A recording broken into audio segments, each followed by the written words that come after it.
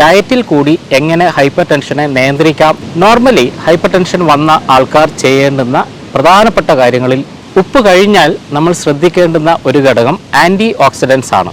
ഒരു ദിവസം മുഴുവനായും ഭക്ഷണം പൂർണ്ണമായിട്ട് ഒഴിവാക്കുക.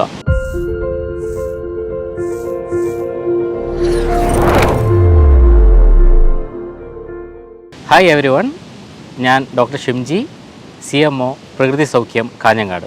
ലോകത്തിൽ നോൺ കമ്മ്യൂണിക്കബിൾ ഡിസീസസിൽ ഏറ്റവും കൂടുതൽ ചർച്ച ചെയ്യപ്പെടുന്ന ഒരു അവസ്ഥയാണ് ഹൈപ്പർ ടെൻഷൻ അല്ലെങ്കിൽ കൂടിയ ബ്ലഡ് പ്രഷർ നില. നോർമലായിട്ടുള്ള ബ്ലഡ് പ്രഷർ എല്ലാവർക്കും അറിയാം 120/80 പലപ്പോഴും 140/90 കോൺസ്റ്റൻ്റ് ആയിട്ട് വരുമ്പോൾ സമയത്താണ് നമ്മൾ ആ രോഗി ഒരു ഹൈപ്പർ ടെൻഷൻ രോഗിയാണെന്ന് പരിഗണിക്കാറുള്ളത്. രണ്ട് തരത്തിൽ ഹൈപ്പർ ടെൻഷൻ സംഭവിക്കാം. ഒന്ന് പ്രൈമറി ഹൈപ്പർ ടെൻഷനും മറ്റൊന്ന് സെക്കൻഡറി ഹൈപ്പർ ടെൻഷനും. സെക്കൻഡറി ഹൈപ്പർ ടെൻഷൻ എന്ന് പറയുന്നത് പ്രൈമറി ആയിട്ടുള്ള ഏതെങ്കിലും ഒരു കാരണം കൊണ്ട് വരുന്ന ഒരു രോഗം കൊണ്ട് വരുന്ന ഹൈപ്പർ ടെൻഷൻ ആവാം. ഇന്ന് നമ്മൾ സംസാരിക്കുന്നത് ഡയറ്റിൽ കൂടി എങ്ങനെ ഹൈപ്പർ ടെൻഷനെ നിയന്ത്രിക്കാം എന്നതാണ്. അതിൽ സെക്കൻഡറി ഹൈപ്പർ ടെൻഷൻ ഉള്ള ആൾക്കാർ അവരുടെ കൺസേൺഡ് ഡോക്ടറുമായിട്ട് സംസാരിച്ചതിന് ശേഷം മാത്രമേ ഈ ഡയറ്റ് പ്ലാനിലേക്ക് വരാൻ വേണ്ടി പാടുള്ളൂ. കാരണം ഈ ഡയറ്റ് പ്രൈമറി ഡിസീസുമായിട്ട് കണക്ട് ചെയ്തിട്ട് മാത്രമേ നമ്മൾക്ക് പെർഫെക്റ്റായിട്ട് പറയാൻ വേണ്ടി സാധിക്കും. നോർമലി ഹൈപ്പർ ടെൻഷൻ വന്ന ആൾക്കാർ ചെയ്യേണ്ടുന്ന പ്രധാനപ്പെട്ട കാര്യങ്ങളിൽ ഏറ്റവും പ്രഥമഗണനീയമായിട്ടുള്ളത് ഉപ്പിൻ്റെ അളവ് കുറക്കുക എന്നുള്ളതാണ്. നമുക്ക് 2 കിഡ്നികളാണുള്ളത്. 2 കിഡ്നിയും നല്ല ആരോഗ്യത്തിലുള്ള പൂർണ്ണ ആരോഗ്യവാനായ ഒരു മനുഷ്യന് 24 മണിക്കൂർ വർക്ക് ചെയ്താൽ ഫിൽട്ടർ ചെയ്യാൻ പറ്റുന്നത് 8 ഗ്രാം മാത്രമാണ്, ഉപ്പിനെ മാത്രമാണ്. അതേസമയം ഹൈപ്പർ ടെൻഷനുള്ള ഒരാളിനെ സംബന്ധിച്ചിടത്തോളം സോൾട്ടിൻ്റെ ഇൻടേക്ക്, സോൾട്ടിൻ്റെ റിട്ടൻഷൻ, അതായത് സോഡിയം റിട്ടൻഷൻ കൂടുതൽ കോംപ്ലിക്കേഷനിലേക്ക് വരുത്തുന്നത് കൊണ്ട് അവർ എല്ലാ ദിവസവും ഉപ്പിൻ്റെ കൺസംഷൻ 1 ഗ്രാമിൽ താഴെ നിർത്തുക. 8 ഗ്രാം എന്ന് പറയുമ്പോൾ 1 ടീസ്പൂൺ ആണെന്ന് കൂടി ഓർക്കണം. അപ്പോൾ വളരെ അളവ് കുറഞ്ഞ് മാത്രമേ ഉപ്പ് നമുക്ക് ഉപയോഗിക്കാൻ വേണ്ടി കഴിയൂ.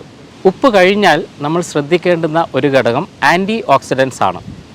ശരീരത്തിൽ നടക്കുന്ന ഓക്സീകരണം അല്ലെങ്കിൽ ഓക്സിഡേഷൻ കൊണ്ടാണ് പലപ്പോഴും ഹൈപ്പർ ടെൻഷൻ്റെ കോംപ്ലിക്കേഷനിലേക്ക് ഒരു രോഗി പോകുന്നത്. അതുകൊണ്ട് തീർച്ചയായിട്ടും ഓക്സിഡേഷൻ കുറക്കാനുള്ള ആൻറ്റി ഓക്സിഡൻസ് ഭക്ഷണത്തിൽ ഉൾപ്പെടുത്തുക എന്നത് വളരെ ഇമ്പോർട്ടൻ്റ് ആയിട്ടുള്ള ഒരു കാര്യമാണ്. Vitamin A, vitamin C, vitamin E, selenium, bioflavonoids തുടങ്ങിയവയൊക്കെ ആൻറ്റി ഓക്സിഡൻറ്റ് പ്രോപ്പർട്ടി ഉള്ളവയാണ്. അതിൽ ബയോഫ്ലേവനോയിഡ്സ് എന്ന് ഉദ്ദേശിക്കുന്നത് ചുവന്ന നിറമുള്ള കവറുള്ള ഫ്രൂട്ട്സ് ആൻഡ് വെജിറ്റബിൾസ് ആണ്. ഒരു എക്സാമ്പിൾ പറയുകയാണെങ്കിൽ ABC ജ്യൂസ് എന്ന് നമുക്ക് പറയാം. ആപ്പിളും ബീട്രൂട്ടും ക്യാരറ്റും ചേർന്നുള്ള ഒരു ജ്യൂസാണ് ABC ജ്യൂസ്. ABC ജ്യൂസ് ഒരു വളരെ നല്ലൊരു ആൻറ്റി ഓക്സിഡൻ്റ് ആണ്. മൂന്നാമതായി നമ്മൾ വളരെയധികം ശ്രദ്ധിക്കേണ്ടുന്ന ഒരു കണ്ടൻറ്റ് നൈട്രിക് ഓക്സൈഡാണ്. നൈട്രിക് ഓക്സൈഡ് എന്ന് പറയുന്ന കെമിക്കൽ നമ്മുടെ ശരീരത്തിനകത്തുള്ള രക്തക്കുഴലുകളുടെ വികാസത്തിന് സഹായിക്കുന്നതാണ്. അതിനെ നമ്മൾ സാധാരണഗതിയിൽ വാസോ ഡയലേഷൻ എന്ന് പറയും.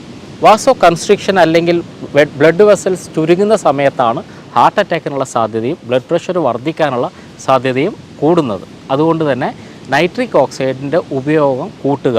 നൈട്രിക് ഓക്സൈഡ് ധാരാളമായിട്ട് അടങ്ങിയിട്ടുള്ള ഭക്ഷണങ്ങൾ ഒന്ന് നട്ട്സാണ്, മറ്റൊന്ന് ഫ്ലാക്സീഡ്, ചണവിത്ത്. ഫ്ലാക്സീഡ് പൊടിച്ച് നിങ്ങളുടെ ഭക്ഷണത്തിൽ പെടുത്തുക. അതേപോലെ തന്നെ എഗ്ഗ്, പ്രത്യേകിച്ച് എഗ്ഗ് വൈറ്റ്, ഇതൊക്കെ കൂടുതലും നന്നായിട്ട് നൈട്രിക് ഓക്സൈഡ് നിങ്ങൾക്ക് പ്രൊവൈഡ് ചെയ്യും. നാലാമതായി ശ്രദ്ധിക്കേണ്ട ഒരു പ്രധാനപ്പെട്ട കാര്യം ഫാസ്റ്റിംഗ് ആണ്, ഉപവാസം. ഒരു ദിവസം മുഴുവനായും ഭക്ഷണം പൂർണ്ണമായിട്ട് ഒഴിവാക്കുക. ഭക്ഷണം പൂർണ്ണമായി ഒഴിവാക്കുക എന്ന് പറഞ്ഞാൽ ജ്യൂസുകൾ കഴിക്കാം. ഏറ്റവും പ്രിഫറബിൾ ആയിട്ടുള്ള ഒരു ജ്യൂസ് ടെൻഡർ കോക്കനട്ട് വാട്ടർ അല്ലെങ്കിൽ കരിക്കിൻ വെള്ളമാണ്. കരിക്കിൻ വെള്ളം പൊട്ടാഷ്യം കൊണ്ട് സമ്പുഷ്ടമാണ്. പൊട്ടാഷ്യം അടങ്ങിയ കരിക്കിൻ വെള്ളം കുടിക്കുമ്പോൾ സ്വാഭാവികമായിട്ടും സോഡിയത്തിൻ്റെ അളവ് ശരീരത്തിൽ കുറഞ്ഞു വരുന്നതായിട്ടും കാണാറുണ്ട്. അതുപോലെ തന്നെ വളരെ ഇമ്പോർട്ടൻ്റ് ആണ് അതിൻ്റെ ഡയൂററ്റിക് പ്രോപ്പർട്ടി. ഡയൂററ്റിക് പ്രോപ്പർട്ടി എന്ന് പറഞ്ഞാൽ ഇത് കുടിച്ചു കഴിഞ്ഞാൽ മൂത്രമൊഴിക്കാനുള്ള ടെൻഡൻസി വർദ്ധിക്കും. പുറത്തേക്ക് ഒഴുകി കളയുന്ന മൂത്രത്തിൽ കൂടി സോഡിയവും വാഷൗട്ടാവും. ഇത് ശരീരത്തിലുള്ള കഞ്ചഷൻസും പ്രത്യേകിച്ച് ഹൈപ്പർ ടെൻഷൻ കുറക്കാനുള്ള ഒരു നല്ല വഴിയായിട്ട് പരിഗണിക്കാറുണ്ട്. ശാരീരികമായ പ്രശ്നങ്ങൾ കൊണ്ട് തന്നെ ആവണം ഹൈപ്പർ ടെൻഷൻ എന്ന് നിർബന്ധമില്ല. പലപ്പോഴും മെൻ്റൽ സ്ട്രെസ്സും ഹൈപ്പർ ടെൻഷന് വഴി വെക്കാറുണ്ട്. സ്ട്രെസ്സ് കൊണ്ടുള്ള ഹൈപ്പർ ടെൻഷൻ കുറക്കാനുള്ള ഏറ്റവും നല്ല വഴികളിൽ ഒന്ന് അശ്വഗന്ധയുടെ ഉപയോഗമാണ്. എല്ലാ ദിവസവും വൈകുന്നേരം കിടക്കുന്ന സമയത്ത് ഒരു സ്പൂണ് അശ്വഗന്ധ പൗഡർ അല്പം പാലിൽ ചേർത്ത് കഴിക്കുന്നത് നല്ല റിലാക്സേഷനും അതുപോലെ തന്നെ നല്ല ഉറക്കം കിട്ടാനും സഹായിക്കുന്നതാണ്. ഈ പറയുന്ന 5 കാര്യങ്ങൾ നിങ്ങൾ ഇംപ്ലിമെൻറ്റ് ചെയ്യുകയാണെങ്കിൽ നിങ്ങളുടെ ഹൈപ്പർ ടെൻഷൻ ഒരു പരിധി വരെ നിങ്ങൾക്ക് കൺട്രോളിലേക്ക് വരുത്താൻ വേണ്ടി കഴിയും. ഇതൊക്കെ ഉൾപ്പെടുത്തിയ ഒരു മീൽ പ്ലാൻ ഞാൻ നിങ്ങൾക്കിപ്പോൾ പറഞ്ഞു തരാം. രാവിലെ എഴുന്നേറ്റ ഉടനെ ഒരു ആൽക്കലൈൻ ജ്യൂസായ ആഷ്കാർഡ് ജ്യൂസ് അല്ലെങ്കിൽ കുമ്പളങ്ങ നീര് കഴിക്കുന്നത് വളരെയധികം സഹായിക്കുന്നതായി കണ്ടിട്ടുണ്ട്. അപ്പോൾ ആഷ്കാർഡ് ജ്യൂസ് എംപ്റ്റി സ്റ്റൊമക്കിൽ കഴിക്കുക. പിന്നീട് ബ്രേക്ക്ഫാസ്റ്റ്, നിങ്ങൾ എന്താണോ ഇപ്പോൾ കഴിക്കുന്നത് അത് തന്നെ കഴിക്കാം, പക്ഷേ അതിലുള്ള ഗ്രെയിൻസിൻ്റെ കണ്ടൻറ്റ് നിങ്ങൾ കുറക്കുക. ഉദാഹരണത്തിന് 4 ദോശ കഴിക്കുന്ന ആളാണെങ്കിൽ നിങ്ങളത് 2 ദോശയിലേക്ക് കൊണ്ടുവരിക. 4 ഇഡലി കഴിക്കുന്ന ആളാണെങ്കിൽ 2 ഇഡലിയിലേക്ക് കൊണ്ടുവരിക. ബാക്കിയുള്ള ഭാഗങ്ങൾ ഫ്രൂട്ട്സ് വെച്ച് ഫുൾഫില്ല് ചെയ്യുക. ധാരാളം പഴവർഗ്ഗങ്ങൾ ഇതിൻ്റെ കൂടെ ചേർത്ത് കഴിക്കാം. മറ്റൊന്ന്, ഒരു 11 മണിയോടടുപ്പിച്ച് നിങ്ങൾക്ക് ഗ്രീൻ ടീ കഴിക്കാം. ഗ്രീൻ ടീ നല്ലൊരു ആൻറ്റി ഓക്സിഡൻറ്റ് കൂടിയാണ്. അതുകൊണ്ട് 11 മണിക്കുള്ള ഗ്രീൻ ടീ, നല്ല ആൻറ്റി ഓക്സിഡൻറ്റ് പ്രോപ്പർട്ടിയുള്ള ഗ്രീൻ ടീ കഴിക്കാൻ വേണ്ടി ശ്രമിക്കുക. ഉച്ചയ്ക്ക് വീണ്ടും നിങ്ങൾ കഴിക്കുന്ന ഭക്ഷണം തന്നെ നിങ്ങൾക്ക് കണ്ടിന്യൂ ചെയ്യാം. അവിടെയും ശ്രദ്ധിക്കേണ്ടത് ചോറിൻ്റെ അളവ് പകുതിയായി കുറക്കുക, പകരമായി വെജിറ്റബിൾസ് ധാരാളമായി കഴിക്കുക.